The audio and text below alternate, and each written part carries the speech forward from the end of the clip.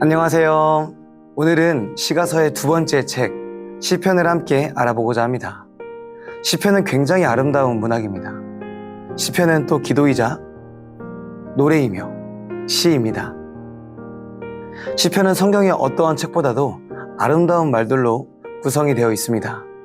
이 아름다운 말들과 표현에 우리는 많은 신앙의 위로를 얻곤 합니다. 하지만 시편은 단순한 아름다운 말뿐만은 아닙니다. 시편에는 많은 구약의 영성가들의 신학과 지혜가 담겨 있습니다. 또 시편은 우리에게 어떠한 마음으로 기도해야 하는지를 알려주기도 합니다. 오늘 함께 시편을 배우시며 앞으로 시편을 읽어나가는 여정에 도움이 되시기를 바랍니다. 시편은 구약시대에 쓰인 찬송집으로 150개의 노래 모음집입니다. 노래들은 시의 형태를 가지고 있습니다.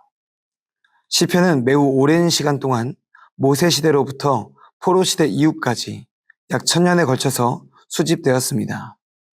시편은 찬양의 형태로 불려진 시이지만 사실 시편 안에는 찬양시보다 탄원시가 더 많습니다. 또한 제왕시나 지혜시 등 매우 여러 갈래가 있습니다.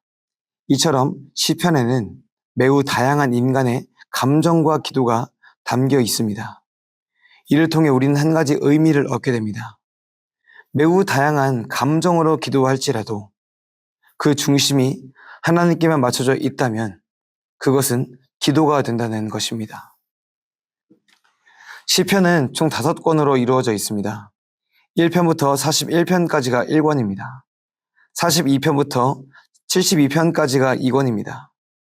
73편부터 89편까지가 3권, 90편부터 106권까지가 4권, 마지막으로 107편부터 150편까지가 5권입니다. 시편은 각 편이 독립적인 의미를 가지고 있기 때문에 내용을 살펴보기보다는 시의 갈래에 대해서 설명해 드리려 합니다. 시편이 5권으로 이루어져 있다는 것은 모세오경이 5권으로 이루어져 있는 것과도 연결됩니다.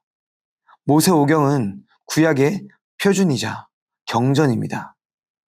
시편이 이와 연결된다는 것은 어떤 의미일까요? 시편이 하나님께 드리는 기도이긴 하지만 오경처럼 권위가 있는 가르침임을 강조하기 위해서입니다. 시편은 하나님께 드리는 사람의 말이지만 동시에 기도로 인해 체험되는 하나님의 역사를 나타내고 있기 때문입니다. 시편의 저자들은 매우 많습니다. 그 중에서도 다윗의 시가 압도적으로 많습니다. 특별히 다윗의 시는 시편의 표제를 보면 역사서의 한 이야기들과도 연결지어서 읽을 수 있습니다. 이 외에도 모세, 솔로몬, 고라의 자손, 아삽, 에스라 사람 에단 등 여러 저자가 있습니다.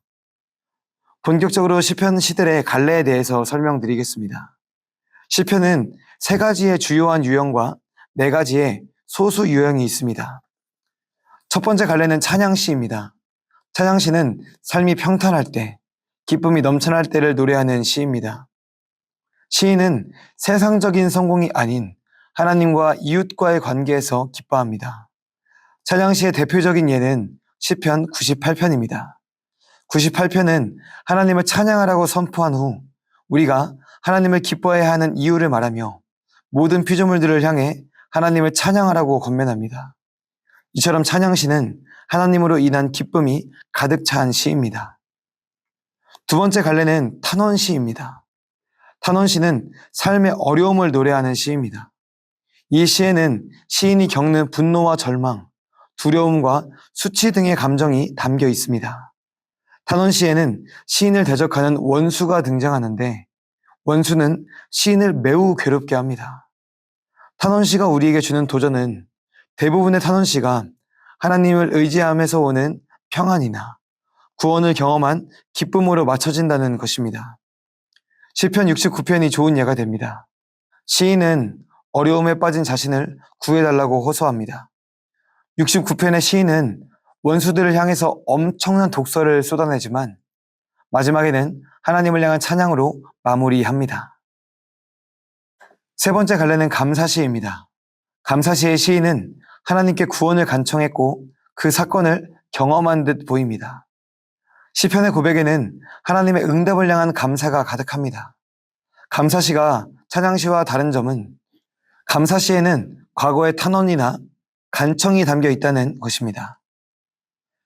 시편 30편에 이 감정이 잘 담겨 있습니다. 시인은 하나님을 높이며 시편을 시작한 후에 자신이 하나님 앞에서 교만했기에 버림받았음을 기억합니다.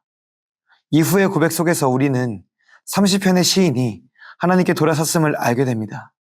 시편 30편은 하나님께서 자신의 삶을 회복시켜 주셨음을 감사하는 고백으로 끝을 냅니다. 네 번째 갈래부터는 소수 유형입니다. 먼저는 회상시입니다. 회상시는 과거를 돌아보며 하나님의 손길을 기억하는 시입니다. 좋은 예로 136편이 있습니다. 이 시편은 일정한 후렴구가 있는 것으로 보아 예배 때 인도자와 회중이 주고받는 노래였음을 알 수 있습니다. 예배를 드리며 인도자가 하나님의 구원을 선포하면 회중이 응답하는 식으로 읽혀졌을 것입니다. 이처럼 회상시는 하나님의 구속의 은혜를 기억하며 찬양하는 시입니다. 다섯 번째 갈래는 확신시입니다. 확신시의 시인은 매우 간결한 언어로 하나님을 찬양합니다. 특별히 확신시는 은유를 통해서 하나님을 찬양합니다.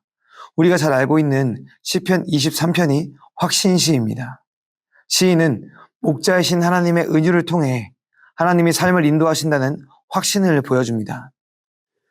여섯 번째 갈래는 지혜시입니다. 시인은 하나님의 지혜가 인간의 삶을 인도함을 매우 아름답게 노래합니다. 시편 1편이 좋은 예가 됩니다. 1편은 악을 피하고 하나님의 선에 속하려 하는 복 있는 사람에 대해서 노래하는 시입니다. 우리는 시편 1편을 통해 지혜와 어리석음이 무엇인지, 의인과 악인의 삶이 무엇인지를 알게 됩니다. 마지막 갈래는 제왕시입니다. 제왕시는 왕의 권위와 통치를 찬양하는 시입니다. 이때의 왕은 하나님일 수도 있고 인간일 수도 있습니다.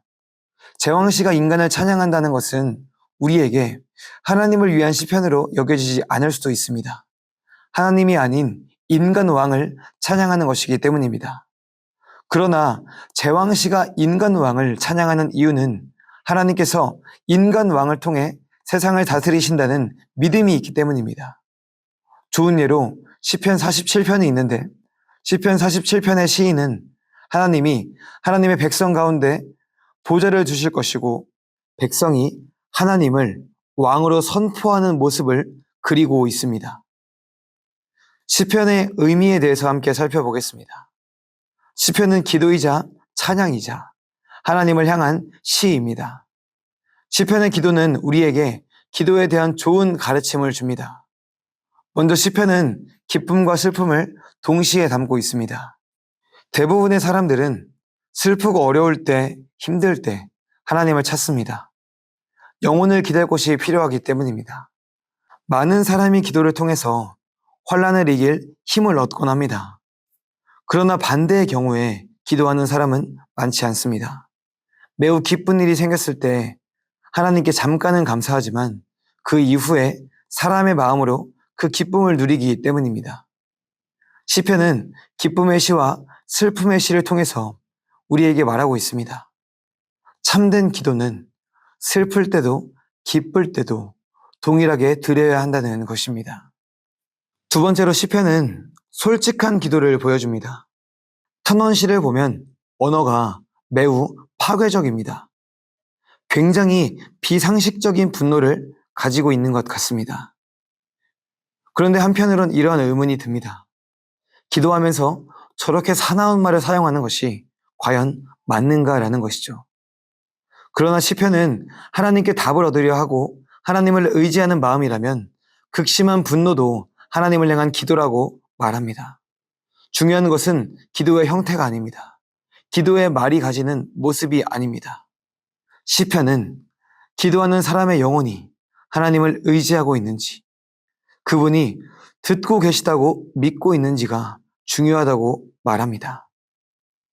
또한 시편은 복음과도 연결이 됩니다. 시편은 복음서에서 자주 인용이 됩니다. 예수님은 십자가 위에서 시편 22편의 기도를 외치셨습니다. 또한 예수님은 성전에서 장사하는 자들에게 분노하실 때 시편 69편을 통해서 말씀하셨습니다.